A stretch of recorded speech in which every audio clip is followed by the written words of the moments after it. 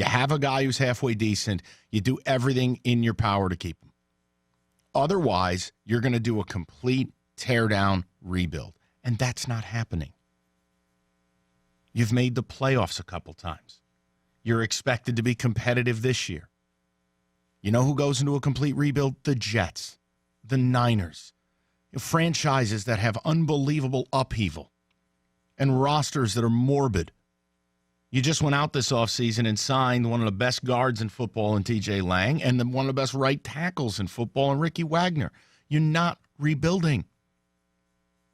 Now, 3-4 years from now, you want to talk about trading Matthew Stafford? You want to talk about hitting the reset button because nothing's happened?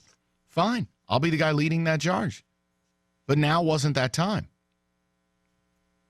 Stafford probably could have gotten more, but he didn't want to drag talks into the regular season. And guess what? That's a great move. My biggest fear was this going into the regular season. My biggest fear was this dragging into the offseason, frankly. And again, I don't want to sit here and make him a hero. But that is, that's what a leader does. Get the deal done. You have all offseason to handle your business. You want to be here to team watch here. Get the business done. And he met him in the middle. Had he wanted 29 or 30, this probably doesn't get done. And that was my fear. Fine, it's done. Can he beat quality opponents and possibly make the playoffs and make players around him better? Well, yeah, obviously. More needs to happen. I've asked you the question. It's simple. What does he got to do to get you off his back? Oh, thank you, Roberta. You're lovely. I mean, the coffee has arrived. 2:21, the day can begin. I don't know what it is. Without the coffee, I don't feel right. And I only do 1 cup a day. I'm not one of these people who bangs out 8 cups of coffee. Who wants pizza? Oh, how much? Boy, oh, boy. Can you imagine making $27 million? They actually just asked Matthew Stafford what he's going to do if he's going to buy anything big, and his answer was he's going to buy a bunch of diapers, obviously, because he just had twins. So that's what the media is posting right now on Twitter. Well, due to the fact you have a camera on me, I can't make the gesture I was going to make. So, all right.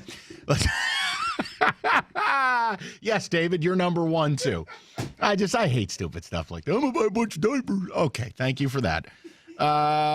Best possible outcome for Quinn, and we could trade the contract in 3 years when his replacement is ready. Stafford sucks, but this is acceptable. I don't think sucks is the appropriate term. Mike, complete lockstep with you. Has your opinion of Bob Quinn over the last 2 years progressed? We all know you weren't a huge fan of the hire from Eli. Yeah, I absolutely, and this is a huge credibility here. His first draft was excellent. Drafting starters. Drafting Taylor Decker and Sean Robinson and getting Killebrew and getting players. Then he goes out, had a really nice offseason this year, putting together a formidable right side of the line. And you know what? Look, my disagreement will always be that Jim Caldwell's your head coach. I just don't see Jim Caldwell as anything other than a bottom third caliber NFL head coach. But being able to go into this deal and get it done for this price in this time frame, I think Quinn deserves a lot of daps for it. That's what a real general manager does. Let's go to the people. Go to Omar, 97.1. What's up, Omar? Hey, how's it going? Good. What do you got?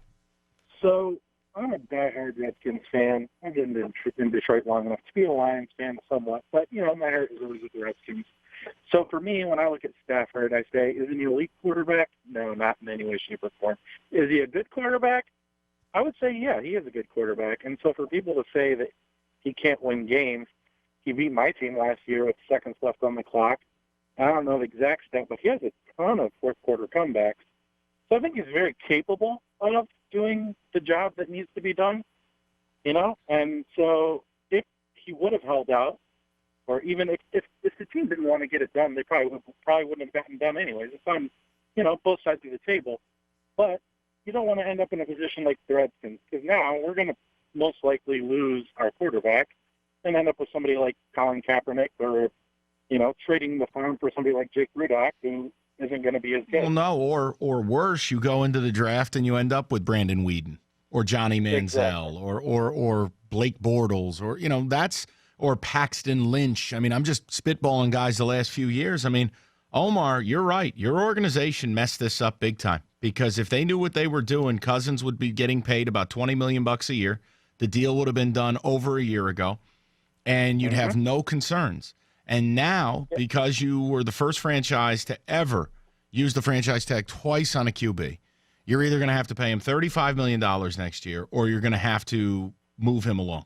And he's going to leave, and he's going to make $30 million. At the end of the day, I don't think they'll keep him because he won't want to stay. No. I mean, when a team treats you like that, and they have a bunch of GM problems with them, it's already way beyond. You know your biggest problem? I know no one here cares, but it's nice to talk NFC East football for 5 minutes. I'll tell you your biggest problem is that damn Bruce Allen. Yeah. All of Snyder's little henchmen over there. You had a good GM. I know he had some problems off the field, but he was a good GM. That whole thing, it rots from the head, and a lot of that front office, loyal to Snyder. They get in the way. It's toxic. Yeah, it's the best quarterback the Redskins have had since who? I mean, don't give me RG3. He wasn't there long enough. That's the best quarterback the Skins have had since what? Joe Theismann? You're not going to sell me Doug Williams. And don't sell me Mark Rippon. I can't do that. And they're going to lose him because they didn't handle it right. You don't want to do what they did. And you didn't. You got the deal done. Had you gone down the road of the Redskins, and I'm telling you, you can argue with me all you want. You'll be ramming your head into a toilet. If you waited, you would have ended up paying Stafford $32 million a year. Bet your ass. You franchise him for $26.4 next year, and he knows he's got $31.8 coming his way with another franchise. He's not taking 27. Now, he might meet you in the middle of 29, but it still costs you more. And if you franchised him a second time, and he knows that you'd have to pay him $43 million, and by that point, 4, 5, 6 other QB deals had gotten done, now you're going to pay him $32 million. You did the right thing. I'm telling you. Let's go over to, hold on. We'll keep it timely. 248-539-9797. I want your thoughts on the Stafford deal.